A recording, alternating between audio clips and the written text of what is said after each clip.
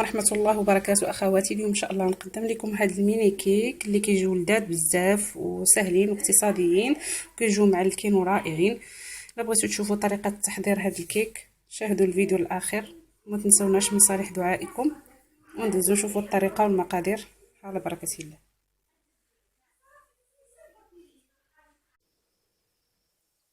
السلام عليكم. هاد الميني كيك غنحتاجوا ليه 2 بيضات اللي درتهم هنا في البول، كاس ديال السنيده ديال العنبه، كاس ديال الحليب، نص كاس ديال الزيت، 2 معالق كبار ديال النوتيلا الشوكولات، ما كانش تعوضوا بالشوكولات العادي ذوبوه، خميره ديال 15 غرام، هنا 2 معالق ديال الكاكاو بودر، والدقيق على حسب الخليط.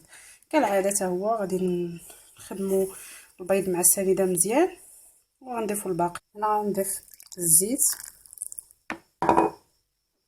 والحليب وغنخدم مزيان.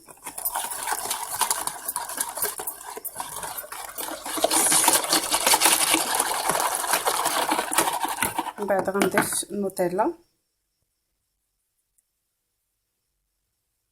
نزيد ملعقه اخرى مع الصهد راه كيكون جاري. هنا نسيت ما قلت لكمش واحد المعلقه ديال القهوه، هذه السريعه ديال السريعه الذوبان. غندير معلقه تقريبا كبيره، يعني 2 معالق صغار. غادي نكهها وغادي ندير واحد 2 معالق ديال الكاكاو حتى هما هنايا نغربلهم.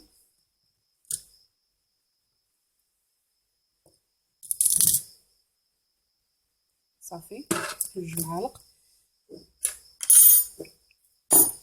غنغربل هاد الكاكاو صافي ونضيف الدقيق بشويه بشويه حتى نحصل على كيك يعني خفيف، ما يكونش ثقيل بزاف. صافي ونديرهم في ليمول الكاكاو والقهوه، وغادي نضيف الدقيق شويه بشويه حتى نحصل على واحد الكيك خفيف. غادي تقريبا يكون شي قياس 2 كيسان ديال العنبه. هانتوما كما كتشوفوا الكيك يبقى جاري بحال هكا. صافي دابا غنجيب المول وغنعمرهم.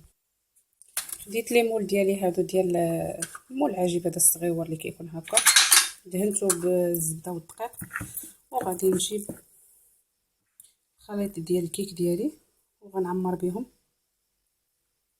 هاد الكيك، لانه فيه الخميره غاديش نعمرهم بزاف.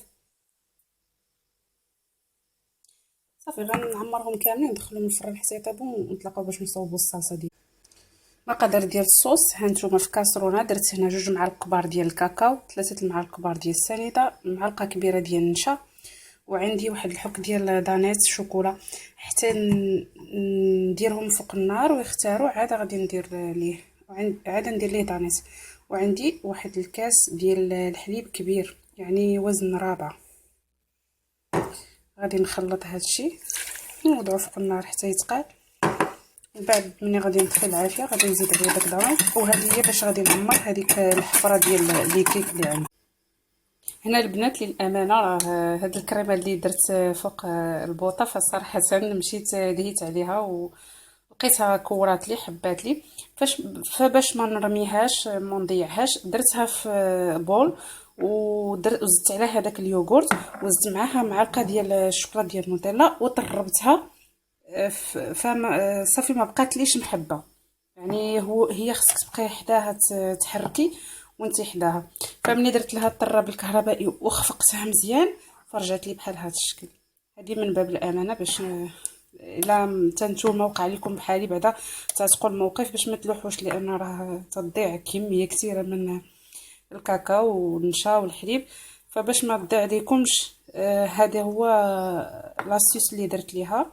خفقوها مزيان بالطراب الكهربائي وزيدوا لها شوكولاط نوتيلا باش تعطيها مذاق وتعطيها هذيك الجراوه بحال هكاك.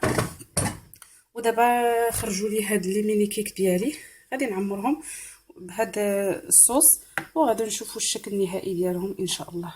بعد ملي غادي نعمرهم بهذا الصوص نيت فكيجيو زوينين وكيجيو لذاذ كيجيو هشاشين. غادي نعمر كلشي ونشوفوا هذا الشكل النهائي ديال الميني كيك ديالنا اللي في المول العجيب. كيجيو بهذا الشكل، زينتهم بحبيبات ديال الشوكولاط الابيض. نتمنى يعجبكم هاد الميني كيك، كيجي خفيف ولذيذ ومعلك، كيجي رائع. الا عجبكم هاد الفيديو ما تنساوش ديروا لايك، تابونوا في القناه ديالي باش دائما يوصلكم جديد، واستودعكم الله الذي لا تضيع ودائعه، ولا وصفه اخرى ان شاء الله.